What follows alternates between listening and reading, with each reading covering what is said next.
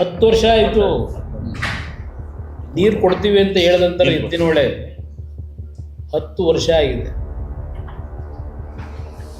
ಮೊನ್ನೆ ದಿನ CAG report ಕೊಟ್ಟಿದ್ದಾರೆ.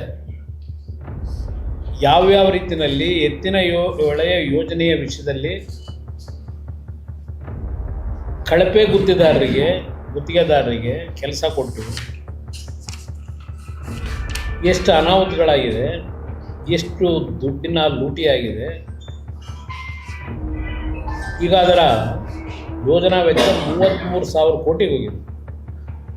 8,000 ಕೋಟಿ ಆಯಿತು, ಆಮೇಲೆ 14,000 ಕೋಟಿ ಆಯಿತು, ಆಮೇಲೆ 23,000 ಕೋಟಿ ಆಯಿತು, ಈಗ 33,000 ಕೋಟಿಗೆ ತಗೊಂಡೋಗಿದ್ದಾರೆ. ಇದೇ ಈ ಸರ್ಕಾರದ ಸಾಧನೆಗಳು.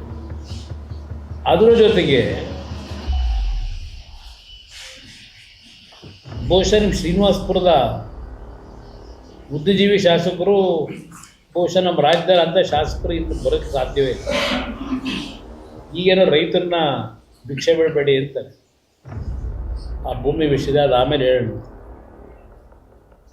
ಇಲ್ಲಿ ಎತ್ತಿನ ಹೊಳೆ ನೀರನ್ನು ಕೊಡಿ ಅಂತ ಅಂದ್ಬಿಟ್ಟು ಮಾಡ್ತೀವಿ ಅಂತ ಹೇಳಿ ಬೆಂಗಳೂರಿನ ಕೊಳಚೆ ನೀರನ್ನ ಟರ್ಷಿಯರಿ ಪ್ಲ್ಯಾಂಟ್ ಹಾಕಿ ಅದನ್ನು ಶುದ್ಧೀಕರಣ ಮಾಡಿದೆ. ಈ 2 ಜಿಲ್ಲೆಯ ಜನತೆ ಏನು ಅನ್ಯಾಯ ಮಾಡಿದ್ದಾರೆ ಅಂತ ಹೇಳಿ ನಿಮಗೆ ಅವರ ಬದುಕಿನ ಜೊತೆ ಹೋರಾಟ ಮಾಡ್ತಾ ಅವರ ಬದುಕಿಗೆ ಕೊಳ್ಳಿ ಇಡ್ತಾ ಇದ್ದೀರಿ. ಇದನ್ನು ಕೇಳಲಿಕ್ಕೆ ಬಯಸ್ತೀನಿ. ತೆಗಿರಿ, ಇವತ್ತು ಹಲವಾರು ಸಂಶೋಧನೆಗಳು, ಕೆಲವು IITಯ ವರದಿಗಳನ್ನು ತೆಗಿರಿ. ಈ ನೀರನ್ನು ಬಿಟ್ಟ ಮೇಲೆ ಈ ಜಿಲ್ಲೆಗಳಲ್ಲಿ ಎಷ್ಟು ಕ್ಯಾನ್ಸರ್ಗಳು ಇವತ್ತು ಮನುಷ್ಯನ ದೇಹಕ್ಕೆ ಪರಿಣಾಮ ಬೀರ್ತಾ ಇದೆ. ಆ ಕಾಯಿಲೆಗಳಿಗೆ ಈ ಭಾಗದಲ್ಲಿ ಬೆಳೀತಕ್ಕಂಥ ಬೆಳೆಯನ್ನು ಮೊದಲು ವಿದೇಶಗಳಲ್ಲಿ ಪೈಪೋಟಿ ಮೇಲೆ ತಗೊಳ್ಳೋರು. ಇವತ್ತು ಎಲ್ಲಿಗೆ ಬಂದಿದೆ ಪರಿಸ್ಥಿತಿ, ರೈತರ ಪರಿಸ್ಥಿತಿ.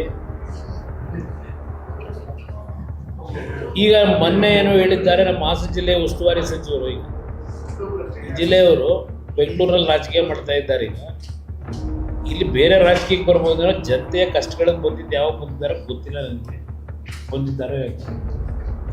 ಈಗ ಅದೆಂಥದ್ದು ನಿನ್ನೆ ಒಂದು ಸಭೆ ಮಾಡೋರಂತೆ 2 ದಿವಸದಿಂದ.